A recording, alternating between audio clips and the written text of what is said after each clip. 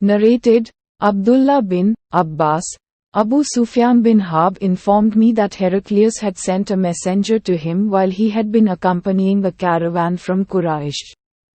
They were merchants doing business in Sham, Syria, Palestine, Lebanon and Jordan, at the time when Allah's messenger, peace be upon him, had truce with Abu Sufyan and Quraysh infidels. So Abu Sufyan and his companions went to Heraclius at Ilya, Jerusalem. Heraclius called them in the court and he had all the senior Roman dignitaries around him. He called for his translator who, translating Heraclius's question, said to them, "Who among you is closely related to that man who claims to be a prophet?" Abu Sufyan replied, "I am the closest relative to him, amongst the group." Heraclius said, "Bring him, Abu Sufyan, close to me and make his companions stand behind him." Abu Sufyan added, "Heraclius told his translator to tell my companions that he wanted to put some questions to me regarding that man, the prophet, and that if I told a lie they, my companions, should contradict me." Abu Sufyan added, "By Allah, had I not been afraid of my companions labeling me a liar, I would not have spoken the truth about the prophet." The first question he asked me about him was, "What is his family status among you?" I replied, "He belongs to a good, noble, family among us." Heraclius further asked, "Has anyone among you ever claimed the same, i.e., to be a prophet, before him?" I replied, "No." He said, "Was anyone among his ancestors a king?" I replied, "No." Heraclius asked, "Do the nobles or the poor follow him?" I replied, "It is the poor who follow him." He said, "Are his followers increasing, decreasing, day by day?" I replied, "They are increasing." He then asked, "Does anyone among those who embrace his religion become displeased and renounce the religion afterwards?"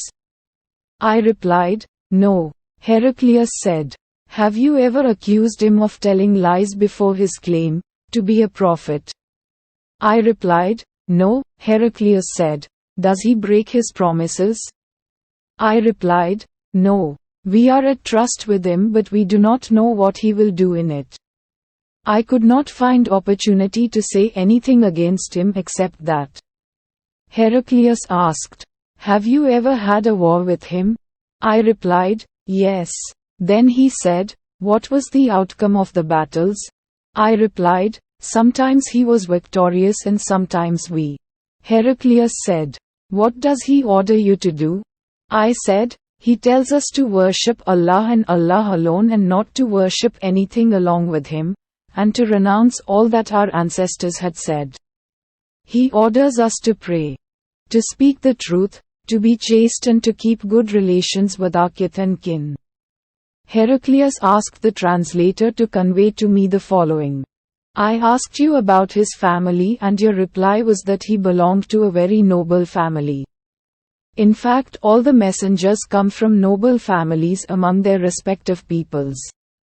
I questioned you whether anyone else among you claimed such a thing. Your reply was in the negative.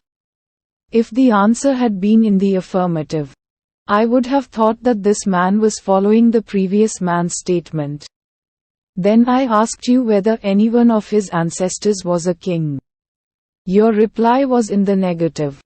And if it had been in the positive, I would have thought that this man wanted to take back his ancestral kingdom. I further asked whether he was ever accused of telling lies before he said what he said, and your reply was in the negative.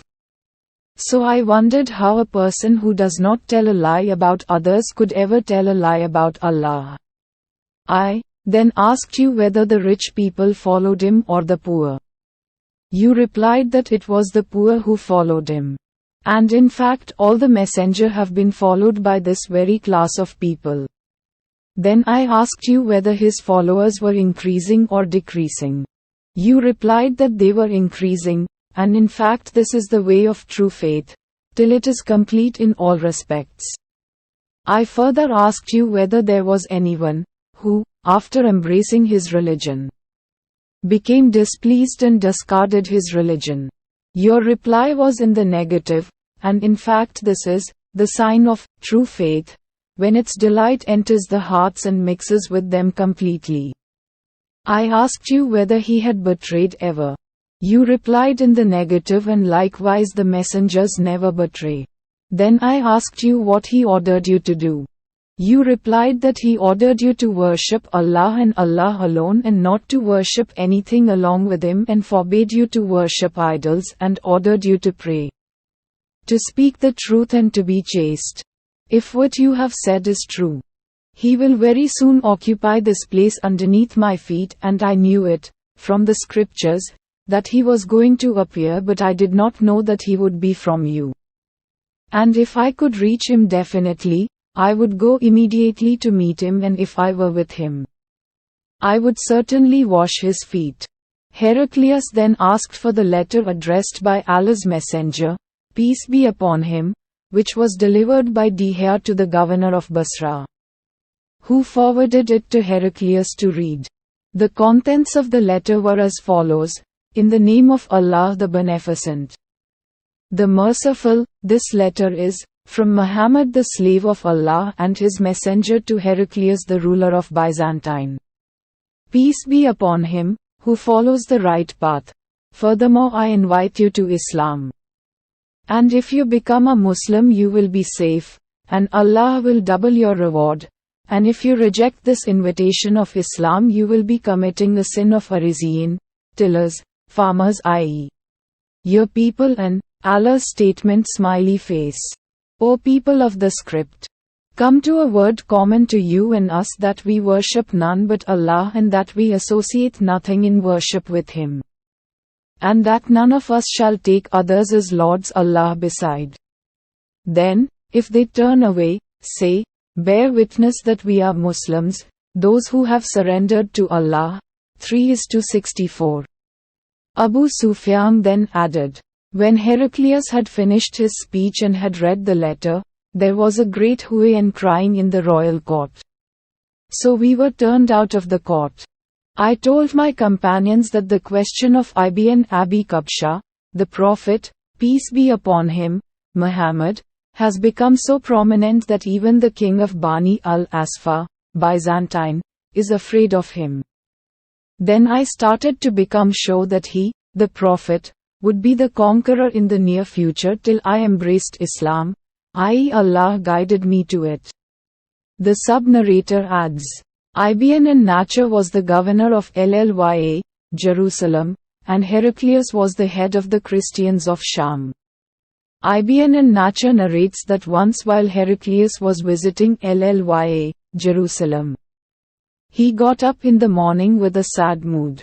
Some of his priests asked him why he was in that mood. Heraclius was a foreteller and an astrologer. He replied, at night when I looked at the stars, I saw that the leader of those who practice circumcision had appeared, become the conqueror. Who are they who practice circumcision? The people replied, except the Jews no one practices circumcision, so you should not be afraid of them, Jews. Just issue orders to kill every Jew present in the country. While they were discussing it, a messenger sent by the king of Ghassan to convey the news of Allah's messenger, peace be upon him, to Heraclius was brought in. Having heard the news, he, Heraclius, ordered the people to go and see whether the messenger of Ghassan was circumcised. The people, after seeing him, told Heraclius that he was circumcised. Heraclius then asked him about the Arabs. The messenger replied, Arabs also practice circumcision. After hearing that, Heraclius remarked that the autonomy of the Arabs had appeared. Heraclius then wrote a letter to his friend in Rome who was as good as Heraclius in knowledge. Heraclius then left for Homs, a town in Syrian, and stayed there till he received the reply of his letter from his friend who agreed with him in his opinion about the emergence of the Prophet, peace be upon him, and the fact that he was a prophet. On that Heraclius invited all the heads of the Byzantines to assemble in his palace at Homs. When they assembled, he ordered that all the doors of his palace be closed. Then he came out and said, "O Byzantines! If success is your desire and if you seek right guidance and want your empire to remain, then give a pledge of allegiance to this prophet, i.e., embrace Islam." On hearing the views of Heraclius, the people ran towards the gates of the palace like onagers but found the doors closed. Heraclius realized their hatred towards Islam, and when he lost the hope of embracing Islam, he ordered that they should be brought back in audience. When they returned, he said, "What already said was just to test the strength of your conviction, and I have seen it." The people prostrated before him and became pleased with him. And this was the end of Heraclius' story, in connection with his faith.